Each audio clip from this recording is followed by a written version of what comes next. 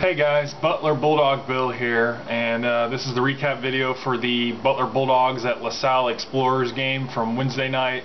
And I know it's Friday.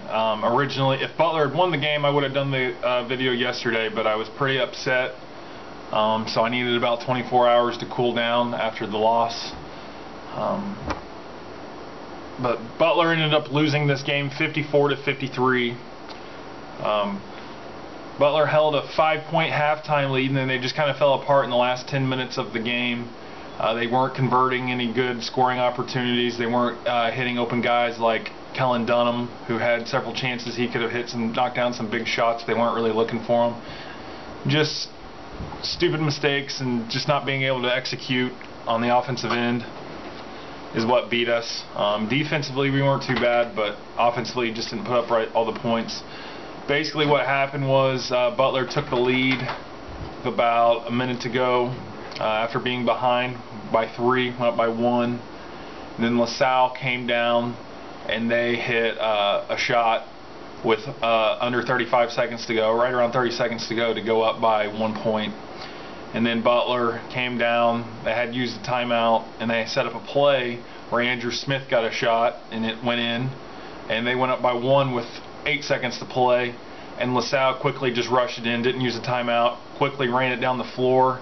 Roosevelt Jones bit, and the player for LaSalle, I think it was Ramon Galloway, he ended up getting the bucket for the win. He blew by him, got the layup. Andrew Smith couldn't get over in time, so they went up by 1 with 2.7 seconds left, and Butler passed it inbounds to Roosevelt Jones, who heaved one up from half court, and it missed off the side of the rim.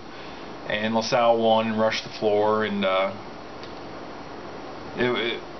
just wasn't very happy. And the sad part was I kind of had a bad feeling about this. It's just, I've been telling people coming up, people were saying Butler's going to win this one easily, and I said LaSalle's a pretty decent team. Heading into this game they were 12-5, right in the thick of things in the Atlantic 10, and they were a very underrated team.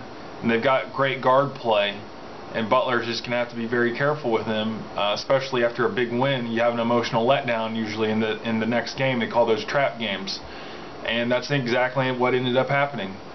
Butler just couldn't pull away from them, and because of that, you can't do that on the road. And they were able to stay. Their confidence was with them, and the crowd was on their side, and that's how they were able to pull it out. But in this game, Roosevelt Jones had 14 points on 6 of 14 shooting. He was 0 of 1 behind the 3-point line. That was the half-court heave. Kyle Marshall had 4 points on 2 of 5 shooting, 0 of 1 behind the 3-point line. Andrew Smith had 16 points on 7 of 10 shooting. Kellen Dunham had 15 points on 6 of 11 shooting, 3 of 4 from behind the 3-point line. Eric Fromm was 1 of 1 for 2 points. And Cameron Woods had 2 points on 1 of 2 shooting. So only 6 players scored for Butler. Not that great.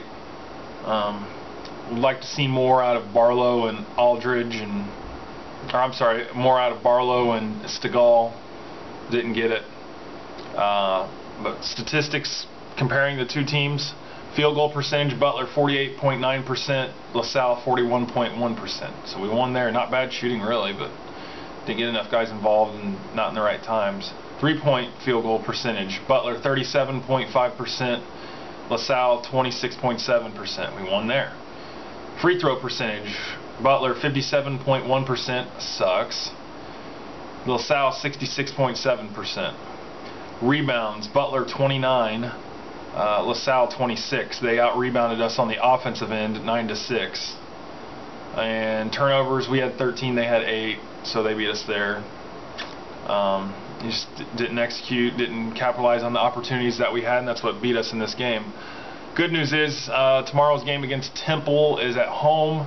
The game is sold out, and Rodney Clark will be back from his sprained neck injury. So we're all pretty excited about that, ready to get him back in the flow of things. Hopefully the sprained neck hasn't affected his shooting, or it won't affect him down the road. He's going to be able to knock off some 3-pointers for us, and put the defense on him so that we leave a bunch of other guys wide open like Andrew Smith or Roosevelt Jones or Kyle Marshall or somebody like that. So, but anyway, guys, that's the recap, and I shall see you guys next time. Have a great day.